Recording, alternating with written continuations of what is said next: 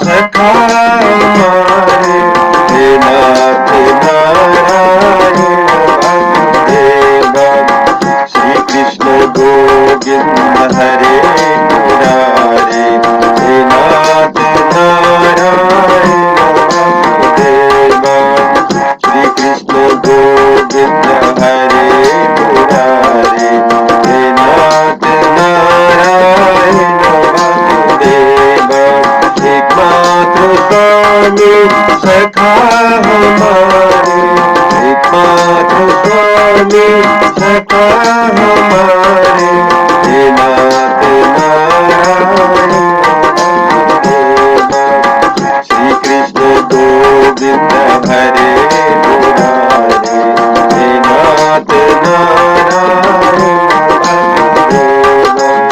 श्री कृष्ण गोविंद हरे मुरारे, हे नाथ नारायण वासुदेव। एकमात्र स्वामी सखा हमारे, एकमात्र सखा हमारे, हे नाथ नारायण वासुदेव। जय श्री कृष्ण।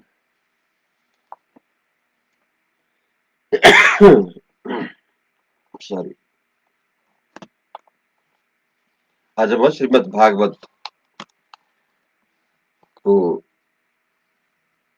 द्वादश स्कंद को दूसरा अध्याय प्रारंभ करने जा रहा हूं। इसमें आज हम कली धर्म का कथा के विषय में हम श्रवण करेंगे।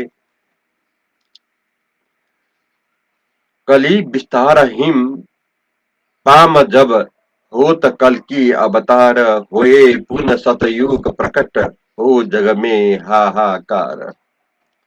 श्री सुखदेव जी बोले कि हे राजा परीक्षित, इसके उपरांत अति बलवान काल के प्रभाव से दिन दिन धर्म, सत्य, क्षमा, दया, आयु, बल और स्मरण शक्ति का नाश हो जाएगा। कलयुग में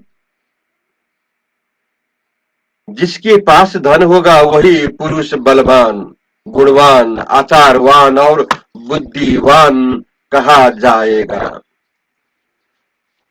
तथा जो पुरुष बलवान होगा वही धर्मात्मा वो न्यायी कहा होगा। न्यायाधीशों को धन न देने से न्याय में पराजय होगी।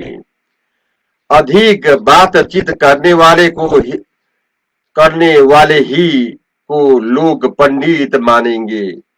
जो पुरुष धनहीन होगा उसको लोग चोर आदि नाम से पुकारेंगे और पाखंड कपटी को लोग साधु कहेंगे।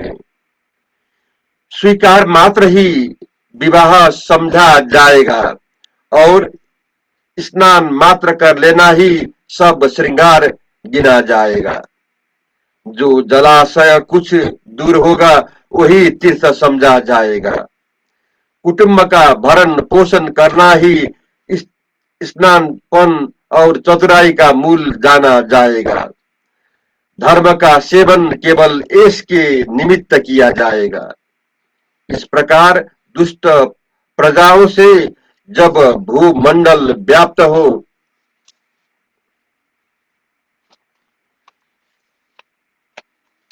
सॉरी,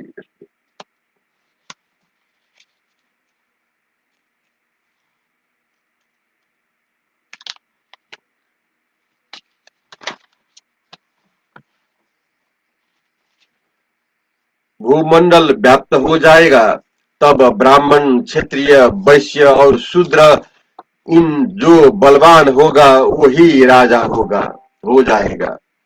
और लोभी, निर्दयी, डाकुओं और राजा द्वारा स्त्री और धन छीने जाने के भय से सब प्रजा पर्वतों और वनों में जाकर छिपेगी और वहां साग, कंदमूल, फल, मधु, मांस, फूल, बीज इनको खाकर अपना पेट भरेगी। और अकाल से पीड़ित प्रजा वर्षा के बिना नाश हो जाएगी तथा राजा के घर से भी प्रजा को क्लेश मात्र होगा। कलयुग में 20-30 वर्ष की परम आयु मनुष्य को गिनी जाएगी। कलयुग के दोष के प्रभाव से शरीरधारियों को के शरीर छोटे हो जाएंगे। अन्न तथा औषधियां सब छीण हो जाएगी। वृक्षों में केवल समी वृक्ष शेष रह जाएंगे। वर्षा काल में बिजली बहुत चमकेगी, वर्षा बहुत थोड़ी हुआ करेगी। इस प्रकार प्राय मनुष्य धर्महीन हो जाएंगे और विकराल अधर्म वाला कलिकाल जब पूरा होने को होएगा, तब संभल ग्राम श्रेष्ठ महात्मा विष्णु एस नाम ब्राह्मण के घर में विष्णु भगवान का कल की अवतार होगा और अणिमादिक ऐश्वर्यों से तथा सत्य संकल्प आदि गुणों से युक्त वो परम कांतिवान अति शीघ्रगामी देवदत्त घोड़े पर चढ़कर खड्ग हाथ में लिए पृथ्वी पर विचरते हुए राजाओं के समान वेश धारण करने वाले करोड़ों डाकुओं का संहार करेंगे। इसके उपरांत जब संपूर्ण दुष्टों का विनाश हो जाएगा, तब देश और नगर के लोगों के भगवान के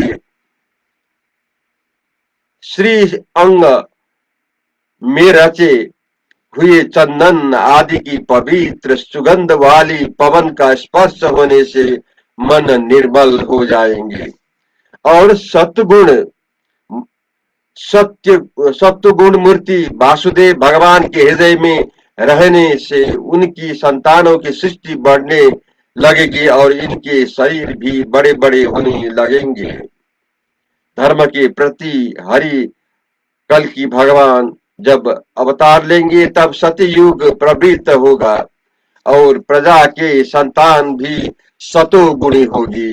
जब चंद्रमा, सूर्य और बृहस्पति ये तीनों ग्रह एक संग कर्क राशि में पुष्प नक्षत्र पर आते हैं, तब सत्य युग प्रवृत्त होता है। आपके जन्म से लेकर राजा नंद के राज्याभिषेक पर्यंत कलयुग के 1510 वर्ष व्यतीत होंगे। आकाश में रात्रि के समय सप्त ऋषियों का उदय होता है, तब उनमें बीच जो दो तारे पुलह और केतु प्रथम देख पड़ते हैं, उन दोनों के मध्य में रात्रि समय जब दोनों के समान देखने वाले अरुंधति के नक्षत्र सहित सप्त ऋषि मनुष्यों को 100 वर्ष पर्यंत प्रत्येक नक्षत्र पर रहा करते हैं। हे राजा परीक्षित, ये सप्त ऋषि तुम्हारे जन्म समय मघा नक्षत्र पर थे, सो ही इस समय मघा नक्षत्र पर स्थित है। जब श्री कृष्ण चंद्र भगवान परम धाम को सिधारे, उसी समय कलयुग ने इस लोक में अपना प्रवेश किया। अब ये सप्त ऋषि जब मघा नक्षत्र से निकल पूर्व साढ़ नक्षत्र पर जाएगा, तब नंद आदि को ले यह कलयुग वृद्धि को प्राप्त होएगा। कलयुग के 1200 दिव्य वर्ष व्यतीत हो जाने के उपरांत फिर सत्ययुग जिस समय आवेगा, तब आपसे आप मनुष्यों के मन में आत्मा का प्रकाश हो जाएगा।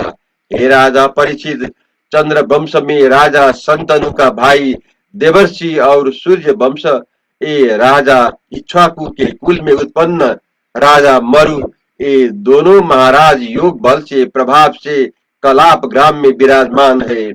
ये दोनों महाराज कलयुग के अंत में भगवान की शिक्षा पाकर फिर लौट आकर इस भूमि पर पहले के समान सब वर्ण और आश्रम धर्मों का विचार करेंगे।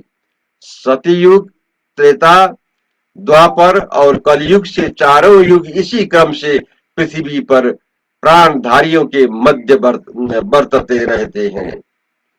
अब मैं तीसरा अध्याय प्रारंभ करने जा रहा हूँ, जिसमें युग धर्म का वर्णन हम श्रवण करेंगे।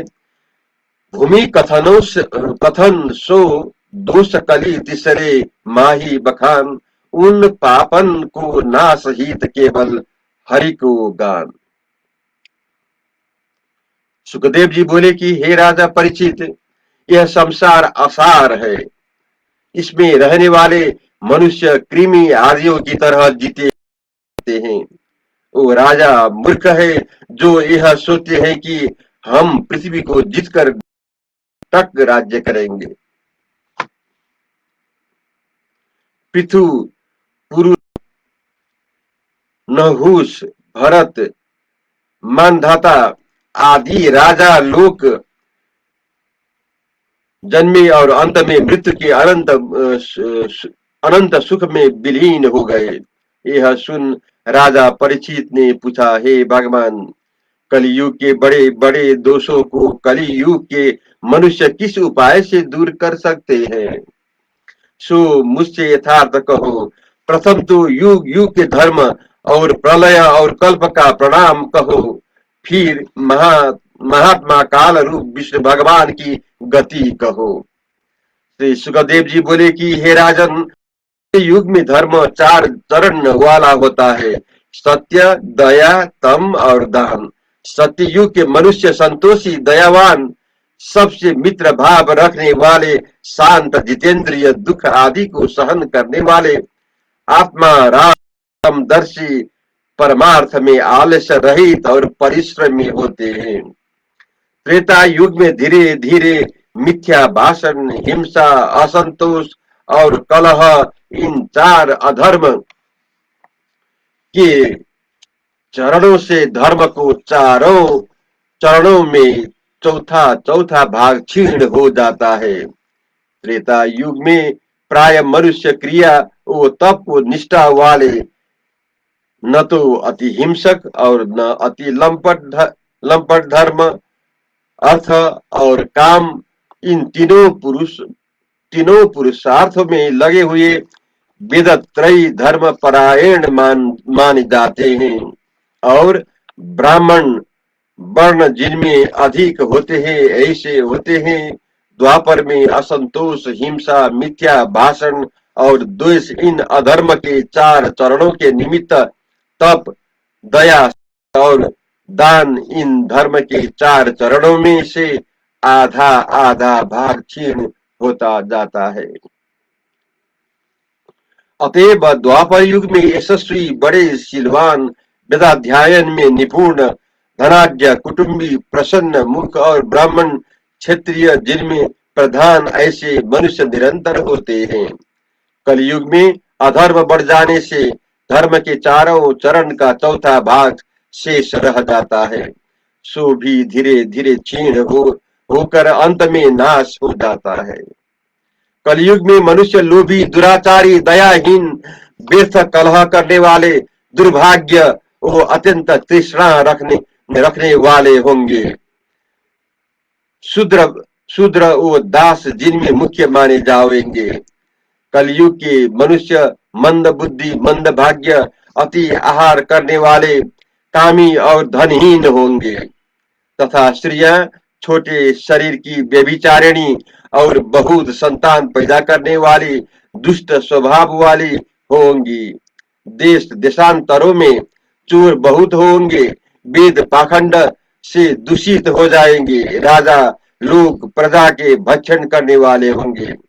ब्राह्मण लोग कामी और स्वार्थ तत्पर होंगे, उधर निमित्त अनेक प्रकार के भेष रचेंगे। ब्रह्मचारी आचार और शौच रहित होंगे, पवित्रता रहित होंगे। भिक्षा मांगने वाले कुटुंबी होंगे। तपस्वी वन को छोड़कर गांव में निवास करेंगे। सन्यासी लोग धन के लोभी होंगे। सर्वोत्तम स्वामी को द्रव्यहीन जानकर चाकर लोग छोड़ देंगे। कलयुग में मैथुन के कारण से मित्र भाव करने वाले पुरुष स्त्री संबंधियों से प्यार करेंगे और की बहिन श्री का भ्राता और साले की श्री के साथ गुप्त रीति से बातें करेंगे। शूद्र लोग तपस्वियों का भेष धारण करके जीविका करेंगे और दान लेंगे। ये राजा परीक्षित, जब पृथ्वी पर अन्न नहीं रहेगा तब अनावृष्टि के भय से अत्यंत दुखित और दुर्भिक्ष वो राजकर टैक्स से क्लेश युक्त प्रजा सदा चिंतित रहेगी। एक छदाम के निमित्त मित्रता छोड़कर मनुष्य परस्पर लड़ेंगे। मनुष्य भगवान की पूजा नहीं करेंगे और व्रत केवल दिखाने मात्र को करेंगे। अब कलिकाल में संपूर्ण दोषों से दूर करने का उपाय वर्णन करते हैं। मनुष्य के चित्त में विराजमान होकर पुरुषोत्तम भगवान कलियुग के किए हुए और द्रव्य देश तथा चित्त से उत्पन्न हुए सब दोषों को हर लेते हैं। जो मनुष्य भगवान का श्रवण कीर्तन पूजन स्थान और सत्कार करते हैं, भगवान उन पुरुषों के हृदय में विराजमान होकर 10,000 जन्म के पापों को दूर कर देते हैं। हे राजन, इस कलयुग में केवल श्री कृष्ण भगवान का कीर्तन मात्र करने से ही मनुष्य सब संबंधों से छूटकर परम धाम को चला जाता है। सतयुग में भगवान का ध्यान करने से, त्रेता युग में यज्ञों द्वारा यजन करने से, द्वापर में भगवान की पूजा करने से जो फल मिलता है वह कलयुग में केवल भगवान के नाम का संकीर्तन मात्र से ही प्राप्त हो जाता है। जय श्री कृष्ण भगवान।